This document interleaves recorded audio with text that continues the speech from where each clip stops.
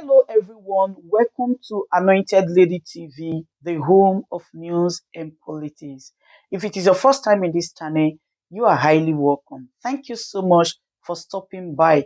And if you like what we do on this channel, hit on the subscribe button. Also put on the notification bell so you'll be notified by YouTube anytime we drop a new video.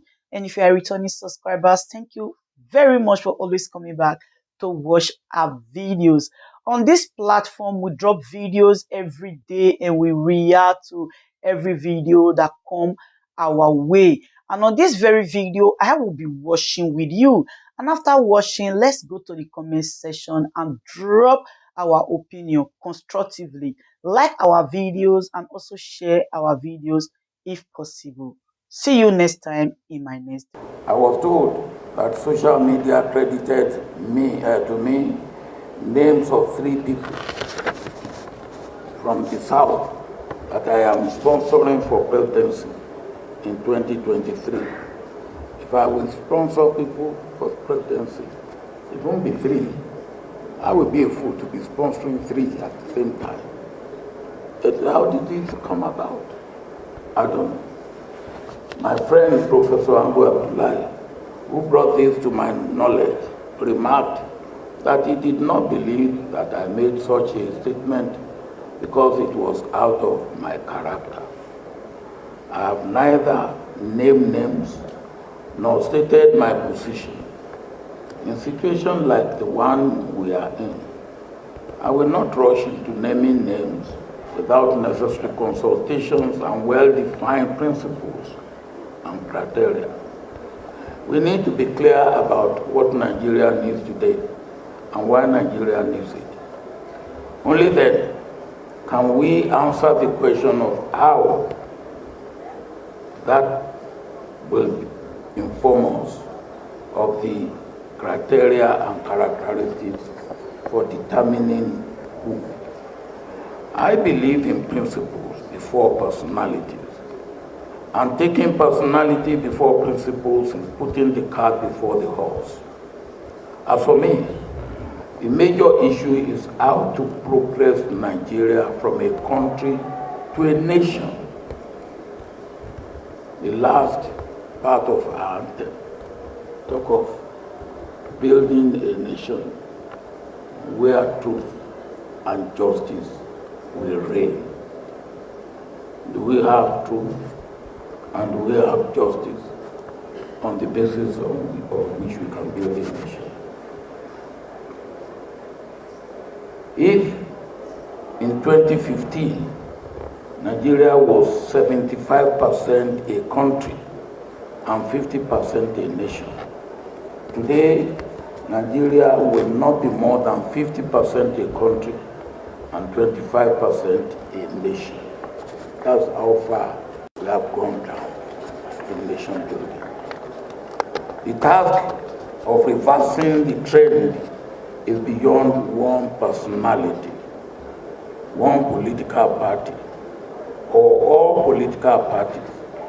It is beyond professional and commercial politicians alone. It demands and requires all hands on deck. I mean Nigerians in all walks of life, politicians, community leaders, traditional leaders, religious leaders, diplomatic leaders, leaders in the academia, leaders in all aspects of government life, and leaders in other aspects of the civil society. Nigeria is tottering, and for as long as we continue to put the cart before the horse, it cannot be well. Or put another way, for as long as we continue to do the same thing over and over again, the result will not be different. If the drift is not halted, the remaining 25% of Nigeria nation will be dissipated in no time, and Nigeria will not be a country, but countries, and will never be possible to be a nation again. That will be a monumental tragedy for Nigeria, Africa, the black race, and for humanity. Since 1999, we have changed from one political party or another. We have maneuvered and manipulated to the point that election results are no longer reflections of the will of the people, and we seem to be progressively going back rather than going forward politically, economically, and socially. We have activities without requisite action and personnel to move us forward. If we continue in the same pattern of recycling, sweet talk, sweet word campaigning, maneuvering without substance of integrity, honesty, patriotism, commitment, outreach, courage, understanding of what makes a nation and what makes for development, we will soon have to say goodbye to Nigeria as a nation. I cast a cursory look at some of the people running around and those for whom people are running around. If EFCC and ICPC will have done their job properly and supported adequately by the judiciary, most of them will be in jail. Any person who has no integrity in small things cannot have integrity in big things. Fixing Nigeria must begin on the principle of nation building, not necessarily on emotion, sentiment, euphoria, ignorance, incompetence, ethnicity, nepotism, bigotry, sectionalism, regionalism, religion or class. The issues of security, stability, development, economy, and our relationship within Africa and with the rest of the world can only be taken care of if we get the issue of nation building right. We have a lot to learn from the events of the last almost 24 years, and God is not to blame if we fail. It will appear that we are not getting our priorities right, and that can spell doom on our country if we fail to do what we should do for nation building in terms of fundamentals of equity, justice, common ideals, popular education, shared, let me digress a little bit on popular education. Everybody in the world knows that not less than 15 million children of Nigeria that should be in school are not in school. And what are we doing about that? We seem to be complacent. And yet, we believe that, well, we will knock Boko Haram to submission, to non-existence. If we do, those who will be the Boko Haram of 10, 15 years from now are those 15 million children that are not in school, that should be in school. And believe you me, it will happen. We don't need to deceive ourselves. And from personal experience and clinical observation, there's no substitute for steady and uncompromised process of nation building, as we have had in some notable examples in the past that have stood us in good stead. Voting Sèŕìøůšwy into power in 1979 with Alex Ekweme from Biafra as number 2 in 1979, less than 10 years after attempted secession by Biafra, was in the process of nation building. It took the United States of America and other countries that had gone through such wars decades before they could achieve that feat after their civil war.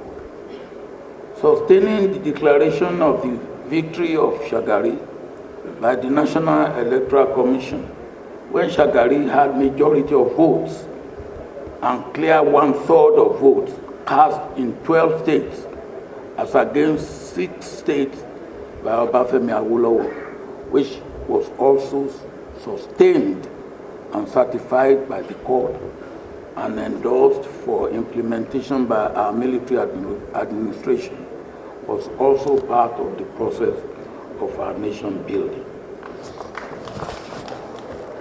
Voting for me by other Nigerians in 1999, when Afenifere, the Yoruba substantially voted against me, strengthened our nation building process.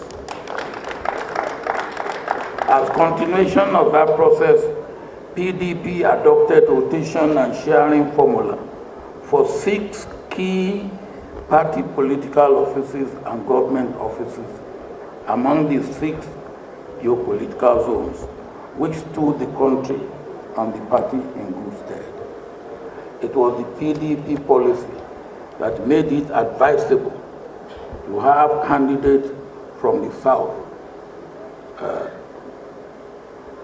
Not to have candidates from the South to succeed me after my 8 years in office as president. I was succeeded by Umaru Yar'Adua from the North.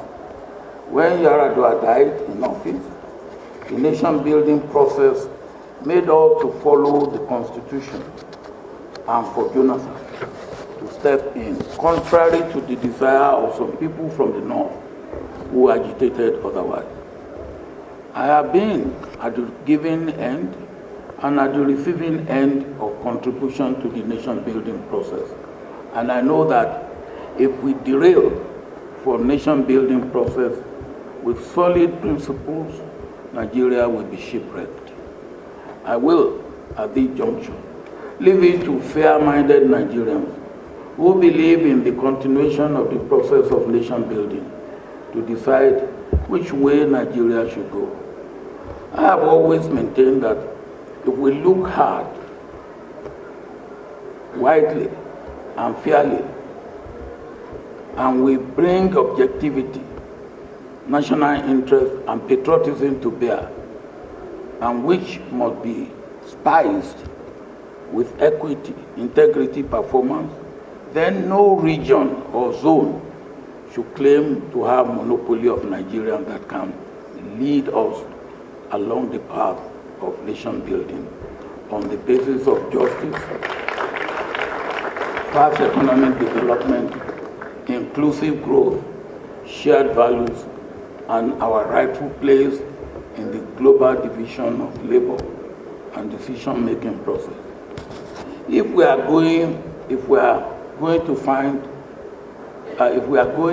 fault finding, zonally or regionally, no region or zone can claim absolute innocence. And federal character is a very important and perfect instrument of nation building in our constitution. When we have adequately taken care of nation building measures, especially management of our unity, and taking care of every anomalous situation and performance or lack of it that have put us in political, security, economic, and solid economic and security quagmire situations that we find ourselves, then we can zero on personality.